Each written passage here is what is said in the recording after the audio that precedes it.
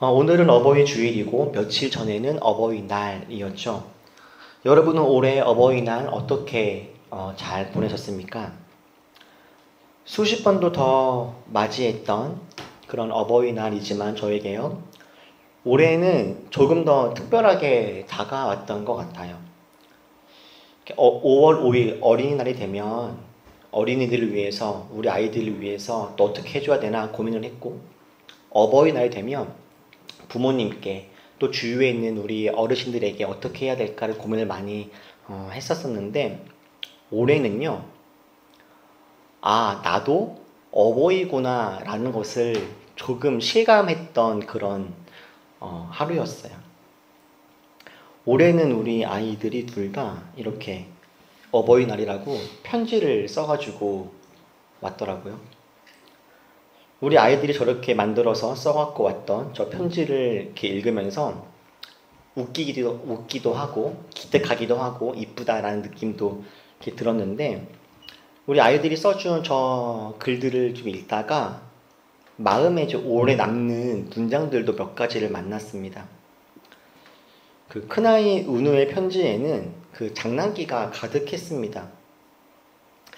안마를 해줄 테니 숙제는 면제해달라 라든지, 부모님의 소원이 건강하기만 자라다오를 열심히 잘 지키도록 하겠다 라는 등, 이렇게 장난과 우리 은우의 익살스러움이 담겨있는 저런 글들을 읽으면서 피식피식 웃게 되었어요. 그런데 저 은우의 편지를 읽다가 제 마음속에 좀 이렇게 콕 박혀지게 된 그 문장이 있었는데, 저 편지의 마지막에 은우가 이렇게 썼더라고요.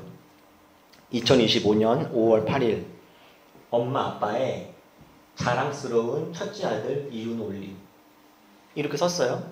그런데 저 자랑스러운 이라고 하는 단어 뒤에 물음표를 이렇게 찍어 놓은 거예요.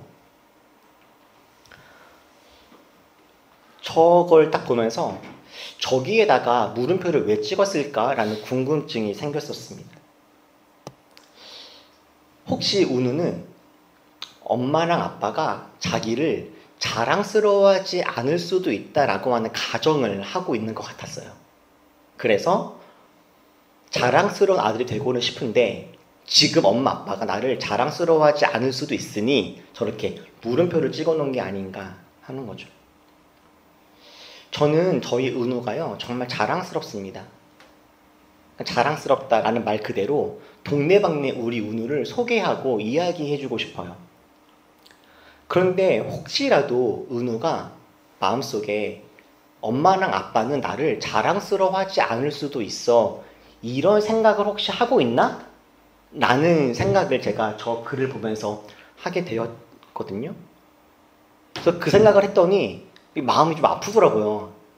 은우는 지금 엄마나 아빠가 자기를 100% 자랑스러워한다라고 여기지 않을 수도 있겠구나라고 생각하니까 이 마음이 좀 아팠어요.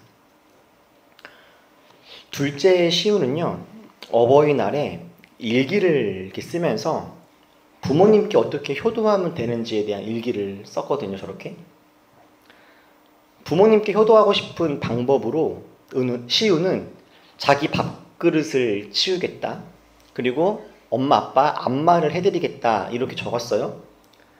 그런데 마지막에 그 글에 아빠한테 효도하기 위해서 자꾸 뭘 사드려야겠다라고 이렇게 적더라고요. 그리고 일기에다가만 이렇게 적은 게 아니라 저를 볼 때마다 자꾸 뭐 갖고 싶네요. 그리고 뭘 사주겠대 자꾸 나한테. 그래서 아빠한테 효도하려면 뭘 사야겠다, 사줘야 돼, 이런 이야기를 자주 하더라고요. 그래서 아빠 선물로 뭐 갖고 싶어? 이렇게 물어봐요. 근데 제가 자꾸 그렇게 물어보고 일기도 쓰고 하는 모습들을 이렇게 지켜보면서 아이들은 아빠가 선물을 받는 것을 효도라고 생각하나 보다라는 생각이 들더라고요. 근데 저는요 아이들에게 뭘 받고 싶지 않거든요. 선물을 준다고 해서 막 더 기쁘고 와 아이들 이거 사왔다, 이거 필요했는데, 이렇게 생각하지 않죠. 필요한 게 있으면 제가 사면 되잖아요 그냥. 그런데 자꾸 우리 시우가 아빠한테 무엇인가를 사주는 게 효도라고 얘가 그렇게 배웠나 보다. 내가 은연중에 그렇게 가르쳤나 보다 라고 생각을 하니까 좀 마음이 이렇게 움찔하게 되었어요. 그러면서 제가 은우나 시우의 모습들을 돌아보면서 혹시 내가 알게 모르게 우리 은우하고 시우에게 어떤 잘못된 가치관을 전달해 준 건 아닐까? 건강하지 않은 모습들을 아빠로서 보여준 건 아니었을까? 라고 하는 그 스스로에 대한 반성들을 좀 이렇게 하게 되었어요. 저는 정말 좋은 아빠가 되고 싶었습니다. 그리고 아이가 태어나면 다 자연스럽게 그냥 건강하고 괜찮은 부모가 될 줄 알았어요. 그런데 아이를 낳아 보니 좋은 부모는 저절로 되는 것이 아니라 하는 것을 정말 절절하게 깨닫게 됩니다. 아이를 낳고 누군가에게 아빠라고 엄마라고 불리울지라도 그 사람에게도 여전히 부족함이 있고 연약함이 있는 사람이라고 하는 것을 경험하고 절감하고 깨달아요. 제가 저를 돌아보면서 나 같은 사람도 아빠가 되는구나. 부족하고 철이 없고 자격이 없어도 누군가의 아빠이구나 싶더라고요. 오늘 우리가 함께 읽은 본문에는요, 한 아버지가 나옵니다. 이삭이죠, 이삭. 이삭은 이스라엘의 믿음의 조상이라고 불리우는 아브라함의 아들이기도 합니다. 아브라함이 믿음의 조상이라고 불리우기까지 아주 중요한 사건이 한 가지 있었습니다. 여러분들이 아마 다 기억하실 하나님의 말씀을 따라서 아들을 주님께 바친 그 사건 말입니다. 아브라함은 주님 말씀에 따라서 사랑하는 아들을 하나님께 바칩니다. 그리고 이 과정 속에서 이삭은요, 이미 건장한 청년의 상태였었음에도 불구하고 아버지가 하나님 말씀에 잘 순종할 수 있도록 아버지가 자신을 주님께 바치려고 할 그때 그 이삭은요, 아버지의 행동과 아버지의 그 순종에 이삭 역시도 함께 발을 맞춥니다. 아브라함이 이삭을 주님께 바치려고 했을 때 이삭이 반항했다라고 한다면, 이삭이 나한테 왜 이러세요 아버지? 라고 도망치거나 아버지에게 반항을 했다면 아브라함은 그렇게 순순히 하나님의 말씀을 잘 이렇게 순종할 수 없었을 거예요. 아브라함이 믿음의 조상이 될 수 있었던 것, 아브라함이 아들을 주님께 바칠 수 있었던 이유는 이삭의 순종이 동반되었기 때문이죠. 이처럼 이삭도요, 참 대단한 사람입니다. 그 이삭이 결혼하여서 아들을 낳았습니다. 쌍둥이를 낳았는데 먼저 세상에 나온 큰 아들이 에서, 둘째 아들이 야곱이에요. 그런데 놀랍게도 성경은 하나님 안에서 아버지 아브라함을 따라서 하나님을 잘 신실하게 믿고 섬겼던 그 이삭이 아들에게 어떤 관계를 맺고 있었는지를 이렇게 이야기해 줍니다. 이삭은 에서가 사냥해온 고기의 맛을 들이더니 에서를 사랑하였고 리브가는 야곱을 사랑하였다 라고요. 아버지 이삭은 아들 에서와 야곱을 똑같이 사랑하지 않았습니다. 에서를 더 사랑했어요. 부모가 자식을 똑같이 사랑하는 것이 아니라 차별이 있었던 겁니다. 그런데 여기서 문제가 한 가지가 있어요. 야곱과 에서가 부모의 이 차별적인 사랑을 알고 있었다라는 것이죠. 아버지가 나보다 형을 더 사랑한다라고 하는 이것을 매 순간 느끼면서 자라는 그 아들의 마음이 어땠을까요? 늘 아버지의 인정을 갈망하고 형이 받는 그 사랑과 형이 받을 그 복을 나도 받고 싶다라고 하는 그 마음을 평생 안고 살아갔던 그 야곱의 마음이 어땠을까 싶어요. 야곱은 아버지의 사랑을 받고 싶었으나 충분히 그 사랑을 받고 자라지 못했습니다. 야곱의 그 마음의 한구석에는 채워지지 않는 어떤 허전함, 상실감이 있었어요. 결국 야곱은 아버지를 속이고 형이 받을 축복을 가로챕니다. 그리고 그 일로 인해서 오히려 그 집에서 쫓겨나서 멀리 도망쳐야 되는 신세가 되고 말죠. 아버지에게 인정과 축복을 받지 못하고 혼자 아등바등 하다가 결국 집에서 쫓겨나서 멀리 도망쳐야 되는 이 상황을 야곱은 맞이하게 된 거죠. 여러분, 말씀 들었다시피 이삭은요, 믿음의 조상 아브라함의 아들입니다. 그리고 이삭 역시도 아버지 아브라함을 따라서 하나님을 잘 믿고 따랐던 사람입니다. 그런데 그랬던 이삭도 자기 아들을 차별합니다. 똑같이 사랑해주지 못하고 둘째에게는 상실감을 느끼게 합니다. 어쩌면 이 모습은 그 당시 시대적인 한계였을지도 모르겠어요. 결국 이삭은 하나님을 믿는 믿음은 좋은 사람이었을지는 모르겠으나 완벽하고 건강한 아버지는 아니었던 것이죠. 이삭만 그런 게 아닙니다. 하나님의 마음에 합한 자라고 이야기 들었던 다윗도 그렇습니다. 다윗은 하나님 마음에 합한 자라고 하는 그런 평가를 받았던 사람이면서 이스라엘의 정말 위대한 왕이었지만 건강한 아버지는 아니었던 것 같아요. 자녀들끼리 오해와 갈등이 있었습니다. 그런 자녀들끼리의 오해와 갈등은 늘상 있는 자연스러운 일 중에 하나이죠. 그런데 그 갈등을 알고 있었고 그 갈등을 풀어줄 거의 유일한 능력과 책임이 있는 것이 다윗, 아버지였는데 다윗은요, 자녀들 사이에 지금 심각한 문제가 있음을 알고 있었음에도 불구하고 그리고 자신이 그 문제를 해결할 수 있는 능력이 있었음에도 불구하고 다윗은 아무것도 하지 않습니다. 그러다가 결국에 자녀들 사이에서 칼부림이 나게 해요. 급기야 막내 아들은 그 아버지 다윗을 죽이고 자기가 왕이 되겠다고 대들기까지 합니다. 이게 다윗의, 그러니까 아버지의 모습이었던 거예요. 어떤 이유로 내 부모가 누구인지 알지 못하는 경우는 있을지 몰라도 부모가 없는 경우는 없습니다. 하나님은 우리들을 이 땅에 보내실 때 반드시 부모를 통해서 우리를 이 땅으로 초대하십니다.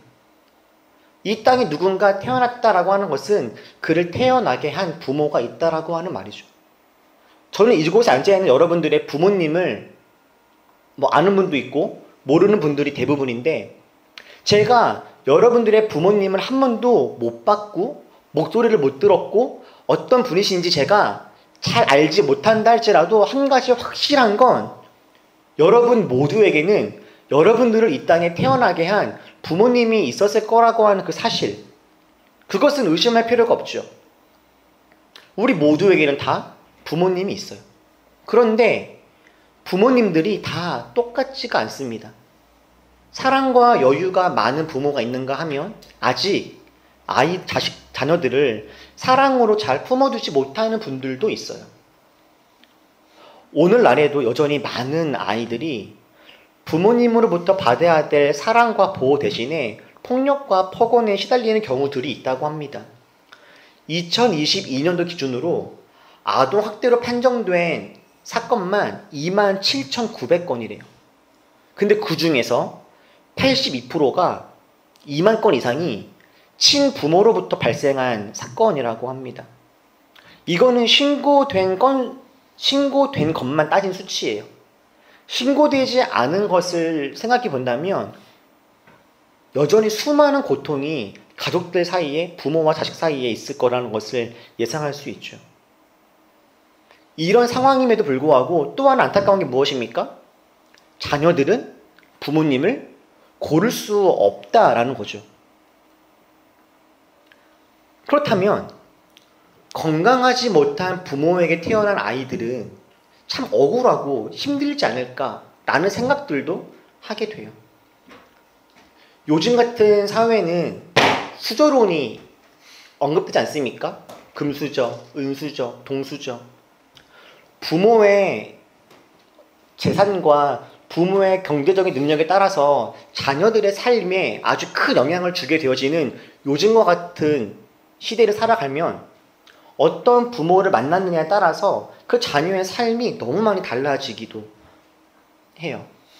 이런 모습을 보면 자녀들 입장에서 어떤 경우에는 억울함을 느낄 수도 있겠다라는 생각이 들죠.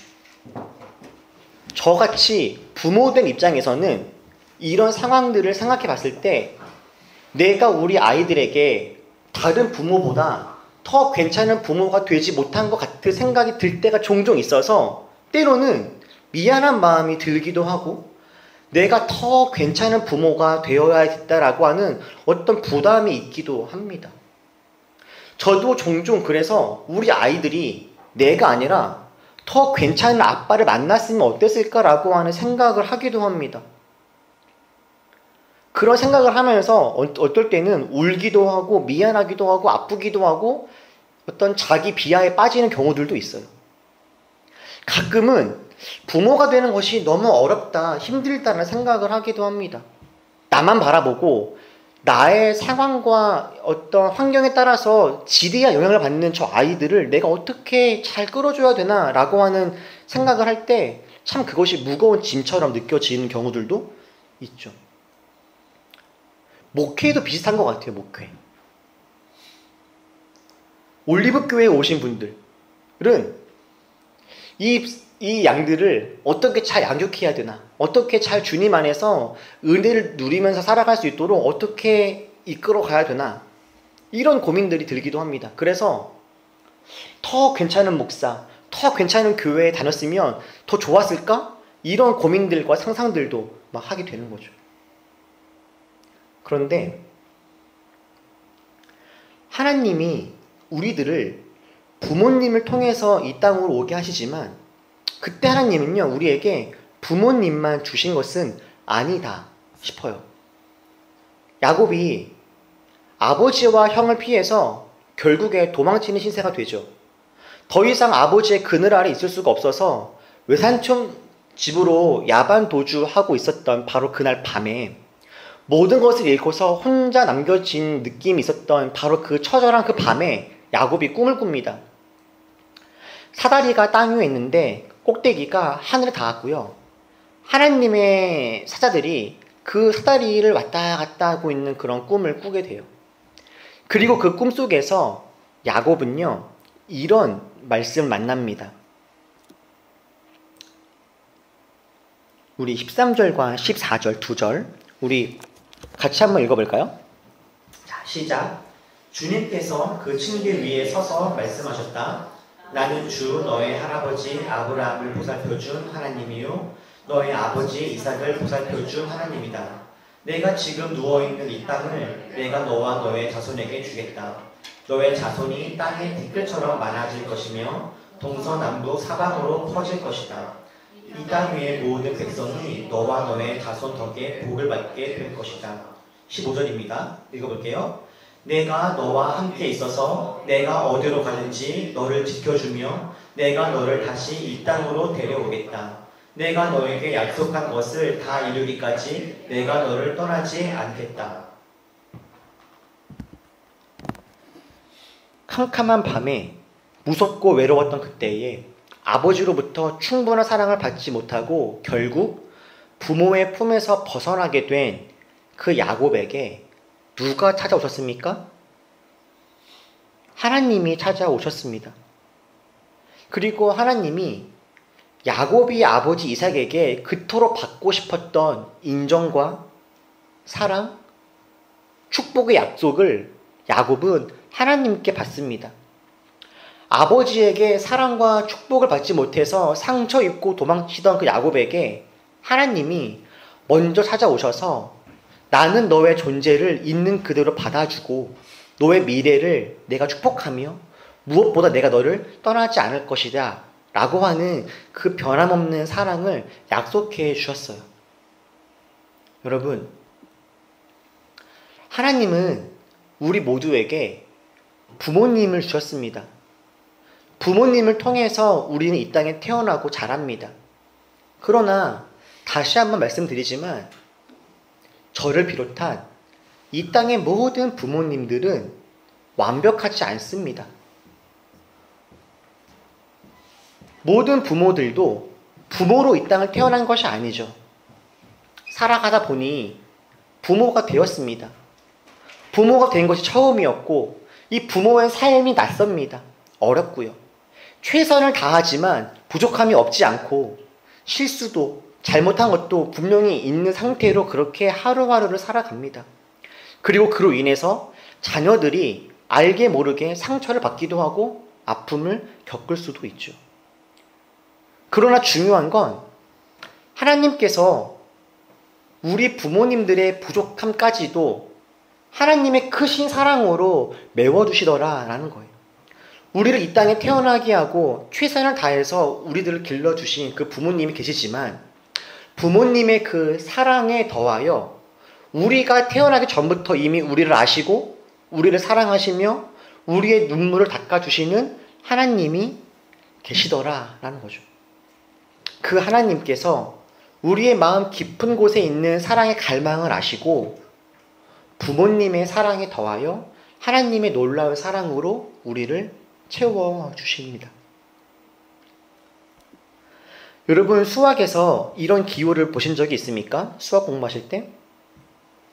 보통 우리가 무한대라고 부르는 수학 기호이죠.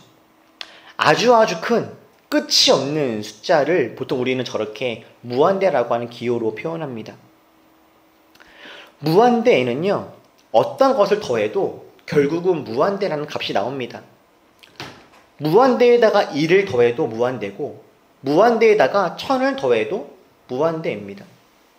저는 하나님께서 우리에게 이 땅에 부모님을 주시고 이 땅을 살아가게 하신 이유가 바로 여기에 있다는 생각이 들어요. 어떤 부모님은 성숙하고 사랑과 안정된 보호로 자녀들을 기를 겁니다. 어떤 부모님들은 조금 힘이 들고 미숙하고 어려운 상태에서 자녀들을 키울 수도 있겠죠.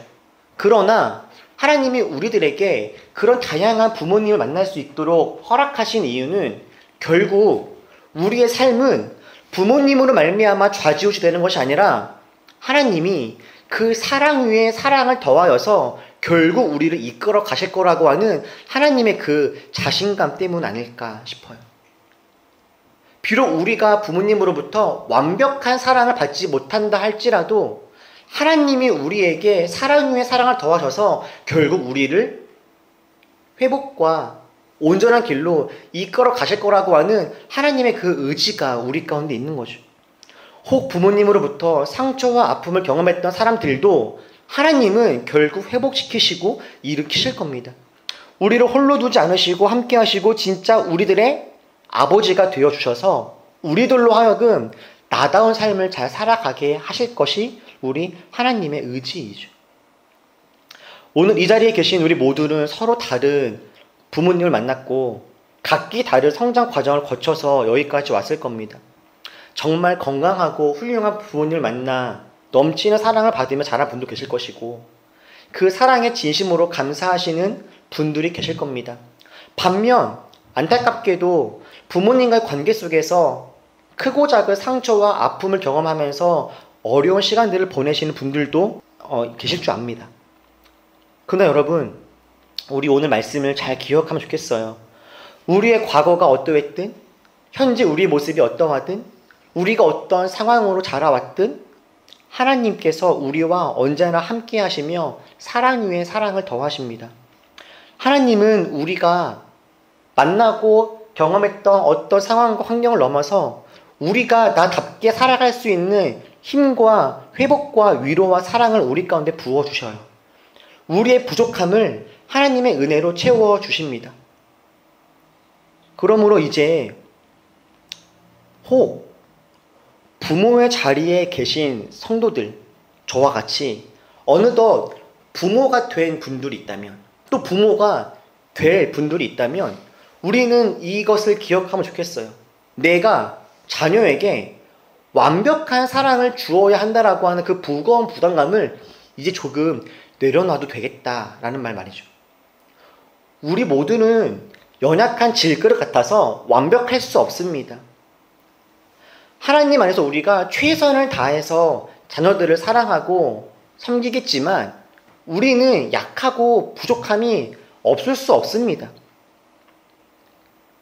그것을 인정하되, 그래서 최선을 다하되 그 사랑 위에 사랑을 더하셔서 결국 우리 아이들의 진짜 아버지가 되실 하나님을 우리가 함께 의지하면서 주님 안에서 아이들을 사랑으로, 기쁨으로 함께 잘 양육하는 그런 부모님들이 되시면 좋겠어요.